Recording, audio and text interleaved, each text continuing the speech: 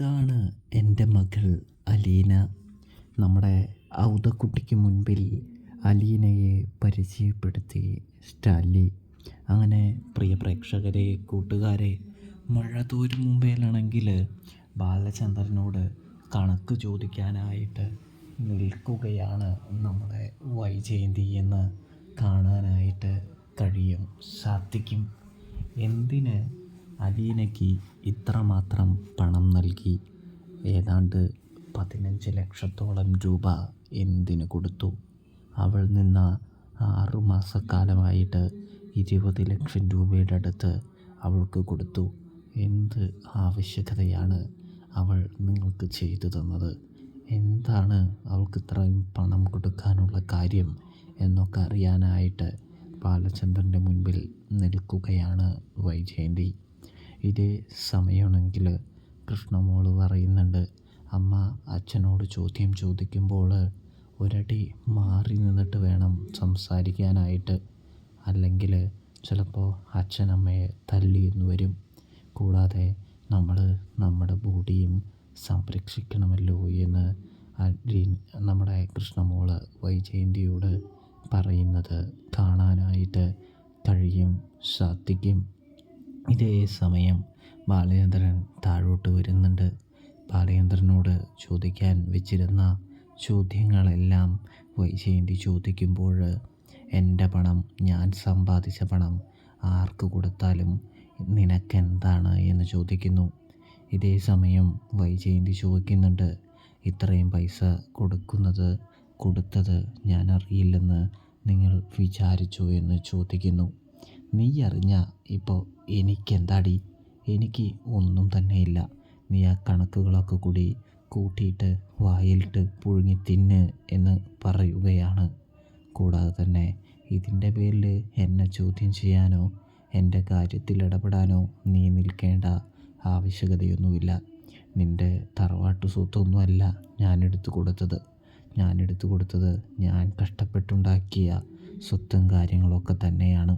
മനസ്സിലായോ എന്ന് ബാലചന്ദ്രൻ പറയുന്നു. അതോടൊപ്പം ബാലചന്ദ്രൻ പോകുന്നു. കൃഷ്ണമോളാണെങ്കിൽ ഇതേ സമയം വൈജയന്തിയോട് പറയുന്നുണ്ട്, അമ്മയ്ക്ക് കിട്ടിയപ്പോൾ സമാധാനമായല്ലോ.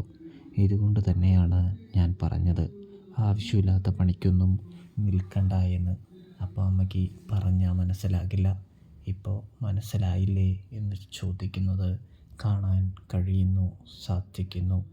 അപ്പോഴാണെങ്കിൽ നമ്മുടെ വൈജയന്തിയാണെങ്കിൽ കൃഷ്ണയെ തല്ലാനായിട്ടൊരുങ്ങുന്നു. ആരോട് പറയാനാ? എൻ്റെ ബുദ്ധിയില്ലാത്ത മക്കളായി പോയില്ലേ, എൻ്റെ മക്കളുടെ സ്വത്ത് അവൾ അനുഭവിച്ചില്ലേ എന്ന് പറയുമ്പോൾ, ഞങ്ങൾക്ക് അതിന് കുഴപ്പമില്ല, പിന്നെ അമ്മയ്ക്ക് എന്താണ് പ്രശ്നമെന്ന് നമ്മുടെ കൃഷ്ണമോള് ചോദിക്കുന്ന സമയം വൈജയന്തി ആകെ നാണം കെട്ട് പോവുകയാണ് എന്ന് കാണാൻ സാധിക്കുന്നുണ്ട്. പ്രേക്ഷകരെ, പ്രിയ കൂട്ടുകാരെ, വൈജയന്തിക്കാണെങ്കിൽ നമ്മുടെ കൃഷ്ണമോളോട് ഒന്ന് പറയാൻ പോലും ഉത്തരമില്ല എന്ന് കാണാനായിട്ട് സാധിക്കുന്നുണ്ട്. തുടർന്ന് നമുക്ക് കാണാനായിട്ട് സാധിക്കുന്നത്, ഔതക്കുട്ടി വരികയാണല്ലോ സ്റ്റാലിൻ്റെ വീട്ടിലേക്ക്. നമ്മുടെ ജോലിക്കാരനാണെങ്കിൽ അലീനയെ ഇഷ്ടപ്പെടാത്തത് കൊണ്ട് തന്നെ നല്ല രീതിയിൽ തന്നെ അലീനയെക്കുറിച്ച് കുറ്റം പറഞ്ഞു കൊടുക്കുകയാണ്. അവൾ ഒരു വൃത്തികെട്ട പെൺകുട്ടിയാണെന്നാണ് തോന്നുന്നത്. ഏതോ അനാഥാലയത്തിലൊക്കെയാണ് വളർന്നത് എന്നാണ് പറഞ്ഞത്. എനിക്ക് അതൊന്നും വിശ്വാസമാകുന്നില്ല. എനിക്ക് തോന്നുന്നത് ഏതാണ്ട് നമ്മുടെ കേണൽ സാബിൻ്റെ പണം തട്ടിയെടുക്കാൻ വന്നവളായിട്ടാണ് എനിക്ക് തോന്നുന്നത് എന്ന് നമ്മുടെ ഡ്രൈവർ പറയുമ്പോൾ, അവളുടെ ഒരിടവും എൻ്റെ മുൻപിൽ നടക്കാനായിട്ട് പോകുന്നില്ല. അവളുടെ പല്ലൊക്കെ ഞാനിന്ന് പറിക്കുമെന്ന് പറഞ്ഞുകൊണ്ട് ഔതക്കുട്ടിച്ചായൻ ചെല്ലുകയാണ് സ്റ്റാലിൻ്റെ മുന്നിലേക്ക്, തൻ്റെ മകൻ്റെ അടുത്തേക്ക്. ഇതേ സമയം സ്റ്റാലിയോട് സംസാരിക്കുന്നുണ്ട് എന്ന് കാണാം. അതായത് അലീനയെ ഒഴിവാക്കാൻ തന്നെയാണ് ഔതക്കുട്ടി പറയുന്നത് കേട്ടോ. അപ്പോൾ സ്റ്റാലിൻ പറയുന്നുണ്ട്, ഒഴിവാക്കാനാണെങ്കിൽ എനിക്ക് എൻ്റെ മകളായി അംഗീകരിക്കേണ്ട ആവശ്യമൊന്നുമില്ല, അവൾ എവിടെയെങ്കിലും കിടന്ന് വളർന്നേനെ എന്ന് സമയം എങ്കിൽ ഞാൻ കൊണ്ടുപോയിക്കോളാം അവളെ എന്ന് പറഞ്ഞു വയ്ക്കുമ്പോൾ അപ്പനൊന്നും കൊണ്ടുപോകേണ്ട ആവശ്യമൊന്നുമില്ല, അവളെ ഞാൻ തന്നെ നോക്കിക്കോളാം എന്ന് പറയുന്നു. അവൾക്ക് സ്നേഹവും കാര്യങ്ങളൊക്കെ കൊടുത്ത് ഞാൻ അവളെ സംരക്ഷിച്ചോളാം എന്നും പറഞ്ഞു വയ്ക്കുകയാണ്. അതൊന്നും വേണ്ട ലാലിച്ച, ഇത് വലിയ പ്രശ്നം ഉണ്ടാക്കുകയുള്ളൂ എന്ന് പറയുമ്പോൾ എന്ത് പ്രശ്നമുണ്ടായാലും യാതൊരു പ്രശ്നമോ കാര്യമോ ഒന്നും തന്നെയില്ല.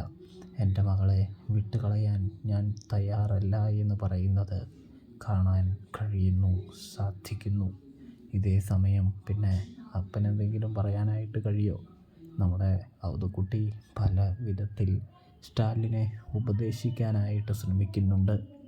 ഇതേ സമയമാണെങ്കിൽ നമ്മുടെ സ്റ്റാലിൻ ചോദിക്കുന്നുണ്ട്, അപ്പൻ അലീനയെ കണ്ടില്ലല്ലോ എന്ന് പറയുന്നത് കാണാൻ സാധിക്കുന്നു.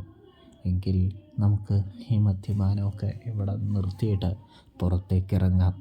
പുറത്തേക്ക് മാത്രമേ അവൾ വരികയുള്ളൂ, ഈ മുറിയിലേക്ക് അങ്ങനെ അവൾ കയറാറില്ല എന്ന് പറയുന്നത് കാണാൻ കഴിയുന്നു. അവൾ ഏതാണ്ട് നമ്മുടെ അമ്മച്ചിയുടെ അതേ പകർപ്പാണ് എന്ന് കൂട്ടിച്ചേർക്കുന്നു. ഇതേ സമയം അവധക്കുട്ടി അതത്ര വിശ്വസിക്കുന്നൊന്നുമില്ല. ചിന്നമ്മയെപ്പോലെ ചിന്നമ്മ മാത്രമേ ഉള്ളൂ എന്ന് നമ്മുടെ അവധക്കുട്ടി വിശ്വസിക്കുന്നത്. പക്ഷേ അലീനയെ വിളിക്കുകയും ഇതാണ് അപ്പച്ചൻ വിരട്ടി ഓടിക്കാൻ വന്ന എൻ്റെ മകളായ അലീന എന്ന് പറയുമ്പോൾ, ദേ കാണപ്പ എന്ന് പറയുമ്പോൾ പെട്ടെന്ന് തന്നെ തിരിഞ്ഞു നോക്കുന്ന അവധക്കുട്ടി അലീനയെ കണ്ട് ഷോക്കായി പോവുകയാണ് എന്ന് കാണാൻ സാധിക്കും. തൻ്റെ ഭാര്യയുടെ നാമം അലീനയെ കണ്ട് ഉച്ചരിക്കുന്ന അവധക്കുട്ടിയെ നമുക്ക് കാണാനായിട്ട് സാധിക്കുന്നുണ്ട്. തുടർന്ന് അലീന നമ്മുടെ അവധക്കുട്ടിയായ തൻ്റെ വല്യപ്പച്ചനെ സുഗമമായി തന്നെ കയ്യിലെടുക്കുകയാണ്. തന്നെ ഓടിക്കാൻ വന്നതാണോ വല്യപ്പച്ച, അവരെല്ലാവരും എന്നോട് പറഞ്ഞല്ലോ എന്നൊക്കെ ഇങ്ങനെ പറയാനട്ടോ.